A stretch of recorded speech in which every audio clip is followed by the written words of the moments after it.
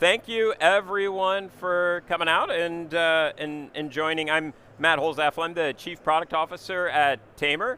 I'm traveling here all the way from Cambridge, Massachusetts in the U.S., which is why I wore my very comfortable track pants here to be nice and cozy. And looking forward to talking to all of you about AI blunders to learn from.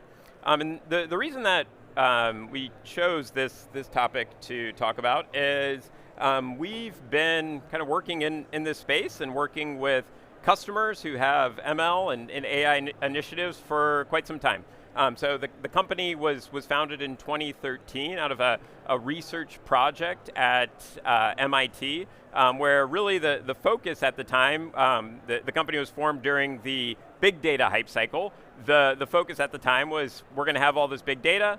A lot of people are going to want to consume this data. What are the techniques and methods that we are going to need in order to make sure that this data can be effectively consumed, that it's accurate, complete, and trustworthy? And so the research in the company was really born out of the idea that you need to use machine learning if you're trying to do data mastering at large scale in order to be successful.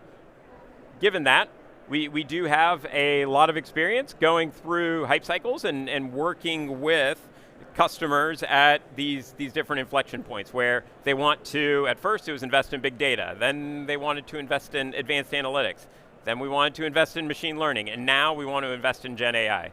Looking around, I'm confident that a lot of the people in here have also been through all of these hype cycles, and so while Gen AI is a different flavor of the hype cycle, I think we should all feel like, hey, been there, done that. We understand how to get through one of these and how to deliver value.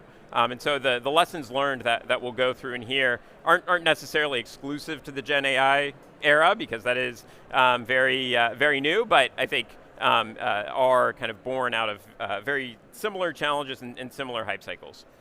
And so the first blunder to highlight is the issue of doing AI initiatives instead of business initiatives under one circumstance, and there is a time when it does work. And so in order to highlight this, I want to just share the story of two customers. So I'll give a little bit of background on each one, and then I'm interested to hear which customer people think was more successful with their digital transformation initiatives. And so one customer who manufactures things like what you see on the right, metal cylinders, they had a CEO level initiative, they had a dedicated budget, they had a dedicated team, and they said, let's go and run a lot of initiatives, see what works with machine learning, and then go and sell it to the business. The other customer, semiconductor manufacturer, they had no budget, no dedicated team. They just had a couple of people who said, we want to go and try this machine learning thing and see if we could deliver value. And so which setting do you think is more conducive to success? Do you think big budget, big team on the right was the more successful one, or few people, no budget yet, we're going to figure it out? Raise your hand, big budget, big team. 1, 2, 3, 4, 5, all right. Raise your hand for no budget, let's just go and figure it out. Oh, wow. It's almost like you all have done this before within your own organizations. Yeah, that's absolutely right. So on I'll focus on the more successful organization, the semiconductor manufacturer, where every time we would get on a call with the person who we were partnering with closely, it was a director within the digital organization. He would open every call with, we need a machine learning strategy. We need to do something with machine learning. And on the call, he would have two people from his marketing organization with him who were coming up with ideas and coming up with initiatives. And we did a few rounds of those meetings until they found a set of analytics effectively that they felt would benefit the most. It was around predicting and understanding their churn rates. Through that process, what ended up happening is they got really good buy-in from the business of, this is the initiative and problem that we want to go solve. They had a more senior level champion who was able to talk throughout the organization and say, this is how we're going to do machine learning. This is our machine learning strategy. It's something that everyone could grasp onto and help drive and get more budget for the initiative. And so the lesson learned from that is really, if you're going to do AI initiatives, when you do those AI initiatives with the business from day one, the chances of success are much higher versus the other company. What they did is they ran a lot of POCs, they had a lot of really interesting results, but then they would take those to the business and they'd say, are you interested in funding this? Are you interested in doing more of this? The business wasn't involved, they weren't interested in change management, and so it was a very difficult process for them to get anything through. The next blunder is believing a foundation model will solve everything.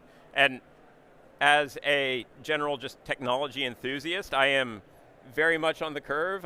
Foundation models are incredible, and the things that's happening with these technologies are amazing. But if you look at everything that goes into building really a solution to just about any kind of business problem using technology, but specifically steps to building a generative AI solution, model selection and what the model does, very important part. It is taking up more of the overall surface area of these problems, but it's not a silver bullet. There's still a lot of challenges we need to work through. As one example is just data collection. What we've seen in our own work with training and working with machine learning is that we could see accuracy and performance improvements of 20 to 100% when we bring in external data. When you just have the right data being fed into the system, which in many cases doesn't live in your four walls. If you're only collecting very sparse information from your customers, from your suppliers, then building an effective model is going to be difficult unless you bring in and titrate that model with additional features and information. And so you need to ask, do we have the data? Language models do have data because they're basically compressing the entire internet, but they don't have all the data. And increasingly with companies and organizations siloing their data from these language models, the need for having the right data becomes even more important. Next, language models are great. They can get very expensive. I think everyone who's experimenting with language models is going to wake up one day and see a very large bill and be like, what happened? And it's a normal part of innovation and a normal part of experimentation. But one of the takeaways from that is also understanding when is this the right approach. There are a lot of business challenges from categorization to entity resolution, where a lot of the kind of traditional approaches to machine learning, whether it's decision trees, for example, are much cheaper, much more effective. And if you use the two or many different modeling approaches in tandem, you're going to get a much more enterprise-ready solution than if you're purely putting everything on just one language model. Next is thinking about how does it fit into existing workflows. Really understanding if we are launching this solution, who's the user? How are they going to consume it? Do they work in Salesforce? If they do, then we need to figure out a way to embed within that. And then you have your AI solution built. You're starting to get what looks like good answers to you. Now you need to send that out to the whole organization. You need to understand, was this right? Did this actually solve your problem? Are these predictions in line with what you'd expect? And get that feedback. Then you have to have resources that are going to be able to support and manage that deployment going forward, and then be able to monitor that on an ongoing basis. And so the takeaway here is that if you are building an AI solution, you might be starting in the middle on like, I just want to get some data, get a model, and see how it performs. But it is important, if you look across, this is a very cross-functional team effort. Building anything with AI that's actually going to be production ready is a cross-functional team effort. And so being smart about pulling in those different functions and understanding when do we buy, when do we build, so that we can have an effective solution.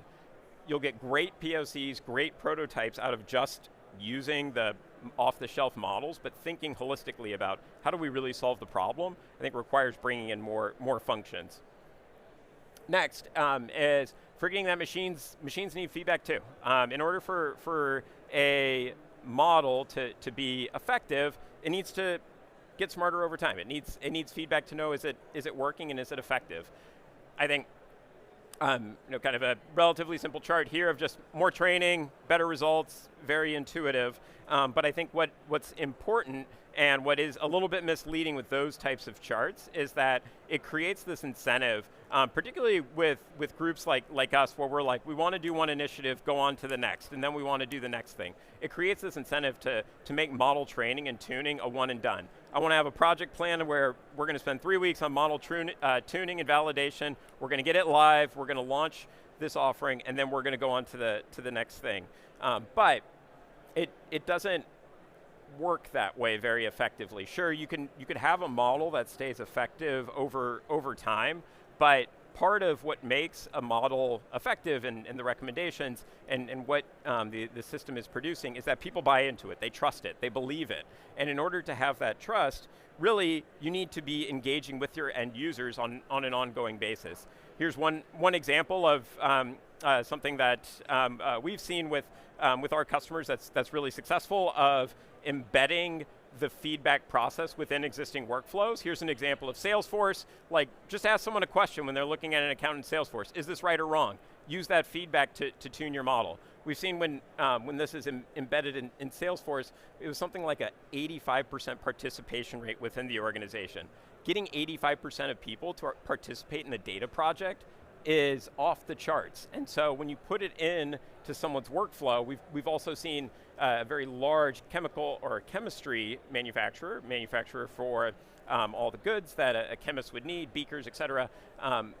They embedded this within a SharePoint workflow. And so for them, it was parts. Whenever a new part would come in, if they saw that there was a potential duplicate, they would send that out to a category manager who would then look at that and say, nope, this is not a duplicate. These are actually different. And that type of workflow of just go where people work. You're trying to get the feedback and the attention of people in the business. Don't make them learn a new tool and do all these kind of crazy acts just for that one project. Make it a natural part of their day-to-day, because this is one of your most important assets as an organization, and so everyone should be touching it and improving it.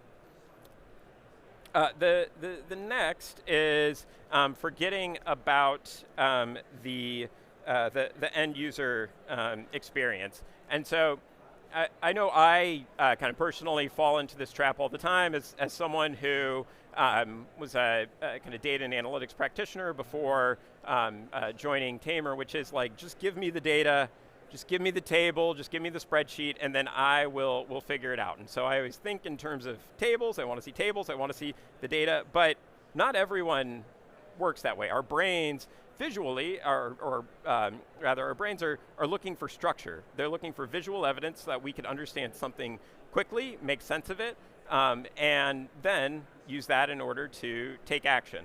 And so the way that we present information to our end users, particularly with AI applications where there's just a lot going on in the background, and it can be very easy to just produce a simple answer to your end users, can make it difficult for people to have trust.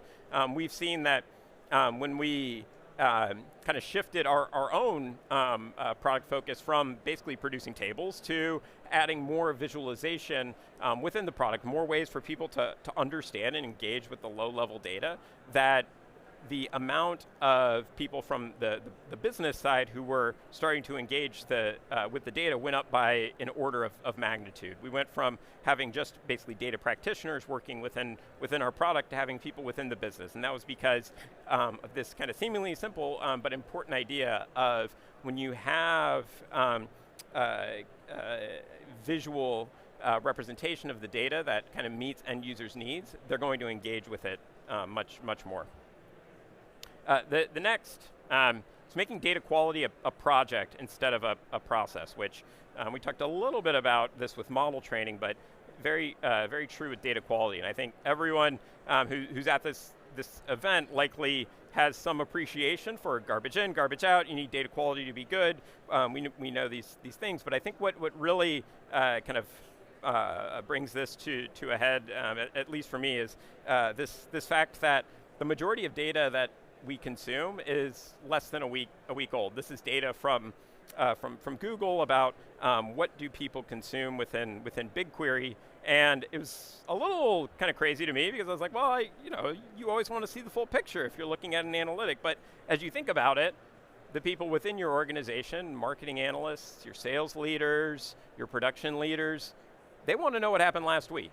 They get to the office Monday morning and they say, what happened last week? What happened over the weekend? What happened yesterday? The data that they care about the most is the stuff that was just created. And so when you think of data quality as, okay, we're going to do this project and we're going to do this cleanup, that is necessary and invaluable, but more important, I think, is having a process so that the new data that's coming in, ideally as it's being created in real time, has some sort of governance associated with it. A review process where, for example, when a new record is created in Salesforce, someone creates a new account, if it looks similar to another account, someone should be getting notified of that to say, yeah, these are the same, or no, these are different. Don't let the kind of bad data happen in the area where people are actually using it the most. That's one of the things that's most damaging to trust, is that the majority of data being consumed is new, and that's also some of the stuff that's hardest to govern. You can't just bang on a spreadsheet in order to have data being cleaned in real time. The next is succumbing to the innovator's dilemma. And so the innovator's dilemma, for those who don't know, this is a book written by a professor, Clay Christensen. It was written, I think, maybe like 15 or 20 years ago. It's pretty popular within the tech community, and the general principle and idea of the innovator's dilemma is that if you look at a lot of very large organizations that ultimately were disrupted and declined, a big part of that was because innovators came in who took their least profitable, least attractive customers. And so the idea is disrupting from the low end. I'm going to take the customers you don't care about because maybe they are lower value, and I'm going to serve them with a much leaner, more efficient offering. And for the large organization, they're like, whatever, it's just small customers. And then that innovative company, they get bigger and they continue to move up market more and more until they have disrupted the large company. And no example of this is better than Amazon. And Jeff Bezos has this great quote: "Your margin is my opportunity," which is effectively his way of saying, I'm going to take as much cost out of the system, and as I take cost out of the system and offer my customers very low and attractive prices, they're going to switch over to me because I'm 20% cheaper than you, and I know that 10% or 50% of that is margin. And so Amazon has been just very disruptive across many different industries using this same principle and idea. And so how does this relate to Blunders in our world, in big data? I think one of the things that we have seen a lot and very consistently is that you'll have large groups that are very comfortable with their traditional ways of, in our world, it's writing rules versus using a machine learning based approach. And there's a lot of comfort that comes in being able to see this very large and complex set of rules, being able to trace everything back, versus taking a newer approach. The challenge, though, at least for as it pertains to the innovator's dilemma, is that there are many applications, data mastering being one of them, where an ML or an AI-based approach is 1/10 of the price. What we've seen for our customers is that they're able to master their data at 10% of or less of the cost versus traditional methods, which is very good for the disruptors and people looking to innovate, but is also a challenge because you need to adopt something new, take a new approach. And so I think one of the real takeaways of this, and one of the kind of lessons learned, is that you need to give experiments room to breathe. I think everyone should, with any AI ML experiment, kind of test for themselves, like how much cheaper, how much more effective and efficient would it be to take an AI based approach and have an open mind, because it will require behavior change. You do need to get a lot of people on board, but if you could see that the numbers are there, that yes, this is dramatically cheaper, this is dramatically more efficient, then it might be essential for your business to adopt the new method. But that's something that I think is worth just figuring out. And then finally, the last is just waiting for someone else to take action. Anytime there's a new and disruptive technology, I think it can be easy to say, well, there's going to be a team, we're going to get a group, and they're going to go and figure it out. And one of the customers that and customer stories that I kind of appreciate the most is a very large CPG company. A woman there, she saw an opportunity for them to get a much better understanding of their products. She said, look, it's been 10 years of analyzing product sales, and we still don't know how much of each SKU we're selling for any individual package size. What is our revenue and volume? Very basic questions about our products. We should be able to answer like that. What is our sales by SKU? What is our sales for toothpaste of 3 grams, whatever it may be? And so she just started to champion the initiative, and she said she presented to 40 or so people throughout the organization saying, here's how I think we can answer these very basic questions about our product sales. We need to invest in technology, we need to invest in a team, but here's how we're going to go and do it. It took many months for her to get that over the line, but it was a really good example of someone who, they saw a problem, saw new technology that could help enable that, sold that to her business stakeholders, and just kind of kept persisting. And as a result, business was able to answer those questions, which drove tens of millions of dollars of revenue gains for the business, and for her personally, got promoted and then moved into a VP level role. And so it was a great story, but just a great example of, with these newer technologies, yes, there are going to be teams that are put in place, but really when the driving force comes from within the business, it's much more effective. And so with that, thank you everyone for joining and listening. We'll have time for questions here if there are any, and then if you want to learn more about Tamr and just discuss kind of data mastering more generally, please join us at our booth.